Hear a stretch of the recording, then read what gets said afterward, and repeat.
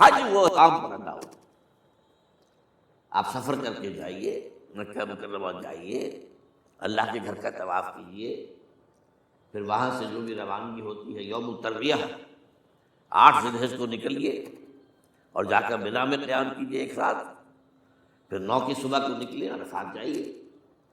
عرفات میں شام کا قیام رہے گا، لیکن مغرب کی نماز کے وقت کے بعد وہاں سے نکلیں گے، مغرب وہاں پڑھیں گے نہیں، وہ جا کر مزدلفہ میں پڑھی جائے گی عشاء کے ساتھ ملا، چاہے کتنی دیر ہو جائے.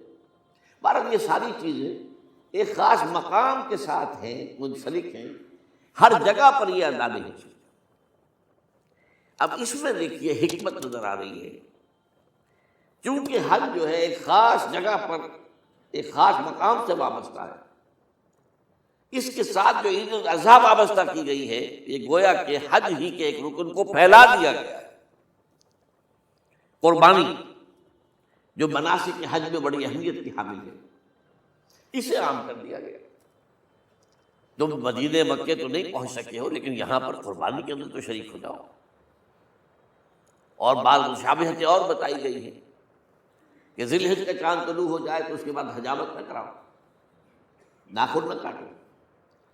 وہ جو کچھ بھی آپ کو معلوم ہے احرام کی کچھ پابندیاں ہوتی ہیں، ایک مشابہت کسی درجے میں، ٹھیک ہے ہم وہاں نہیں ہیں لیکن ان کے ساتھ ایک مشابہت پیدا ہو رہی ہے. تو قربانی در حقیقت جو ہے عید الاضحیٰ وہ گویا کہ ایکسٹینشن ہے حج کی، کہ تمام عالم اسلام کے اندر جو ہے تمام مسلمان جہاں بھی کہیں ہیں وہ حج کے اس ایک منسک کے اندر شریک ہو جائیں. تو یہ میں نے چند باتیں تمہیداً عرض کی ہیں ان عبادات اربعہ کے بارے میں، ان کی جو ریلیٹیو حیثیت ہے ہمارے دین میں. اب آئیے حج کا معاملہ کیا ہے، وہ پورا ایک خاص علاقے سے متعلق ہے اور ایک خاص شخصیت سے متعلق ہے. یہ بھی نوٹ کریں. چنانچہ جو آیات میں نے آپ کو سنائی حج کے بارے میں، ان اول بیت وضع للناس للذی بمکہ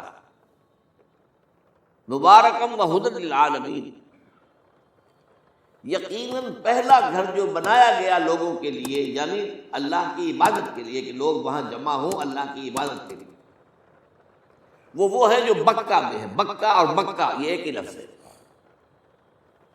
تورات میں مکہ کا لفظ آیا ہے، قرآن مجید میں مکہ. یہ تھوڑا فرق جو ہے یہ تلفظ کا ہو جایا کرتا ہے مختلف زبانوں کے اندر. جیسا کہ آپ کو معلوم ہوگا کہ آج کل جو عرب کے لوگ ہیں وہ قاف کو گاف پڑھتے ہیں، گل گم، قم کی بجائے گم، قل کی بجائے گل، اقول لک اقول لک، وہ گاف. تو یہ جو ہے فرق ہو جاتا ہے. تو مکہ وادی مکہ یہ ہے در حقیقت مکہ مکرمہ. تو پہلا گھر جو بنایا گیا ہے، اور اس کے بارے میں جو یہ عام طور پر مشہور ہے کہ اس کے معمار حضرت ابراہیم ہیں، یہ بات صحیح نہیں ہے. اس کے معمار اول حضرت آدم علیہ السلام خود اول بیت ہے نا، پہلا گھر.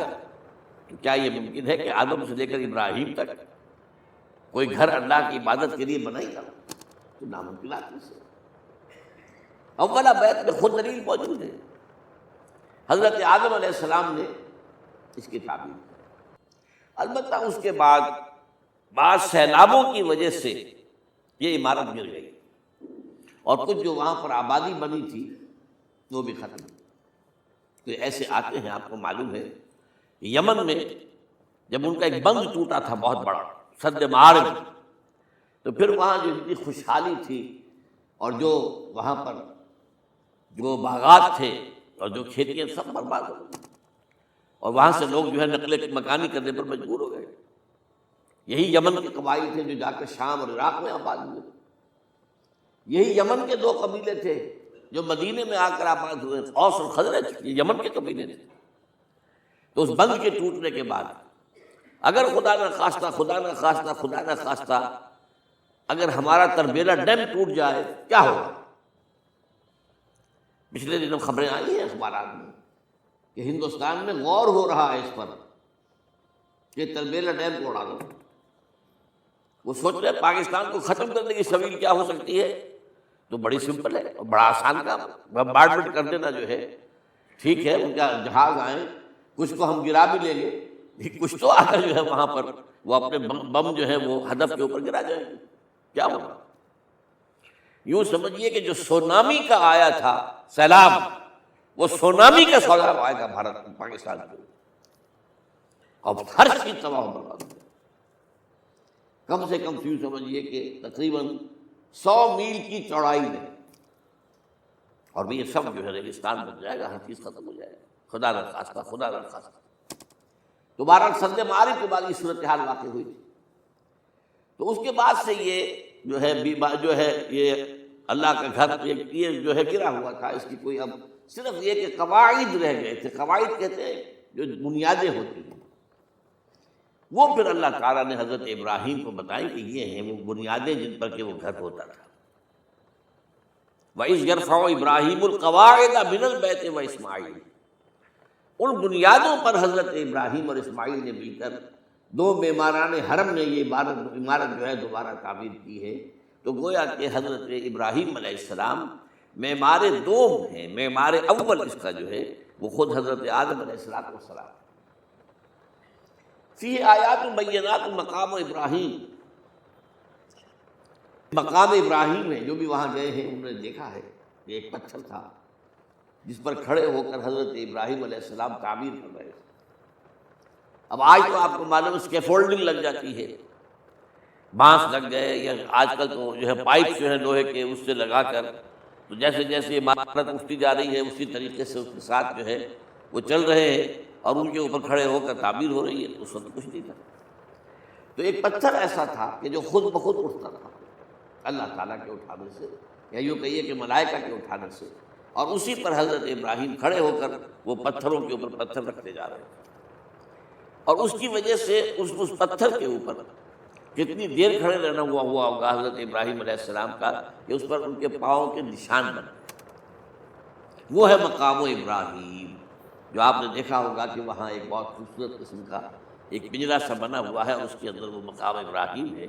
اور جب بھی طواف کرتے ہیں تو طواف کے بعد 2 رکعتیں جو ہیں وہ پڑھی جاتی ہیں ابراہیم، مقام ابراہیم کے پیچھے، جتنا بھی قریب تر ہو کر پڑھا جا سکے، لیکن بہرحال رخ ادھر ہے۔ تو فی آیات بینات مقام ابراہیم ومن دخلہ کان آمنا، تو ایک تو یہ کہ وہ نشانیاں ہیں، وہ اللہ تعالیٰ جن لوگوں کی کہ دل کی آنکھ کھلی ہو، روحانی آنکھیں کھلی ہو، ان کو دکھاتا ہے، اور ایک وہ ہے کہ جو ہماری ان سامنے کی ظاہری آنکھوں کو بھی نظر آتی ہے۔ یہ نوٹ کر لیجئے کہ یہ مقام امن کا گہوارہ رہا۔ عرب میں لوٹ مار، قتل، غارت، قتل کے بدلے میں قتل، پھر قتل کے جواب میں قتل،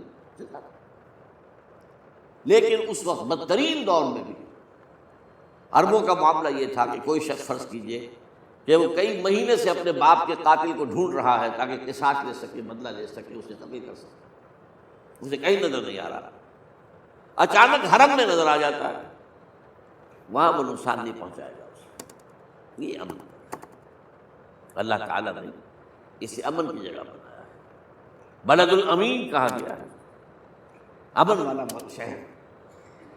تو یہ جو ہے یہ تو آج تک بھی اس کی جو برکت ہے وہ نظر آتی ہے۔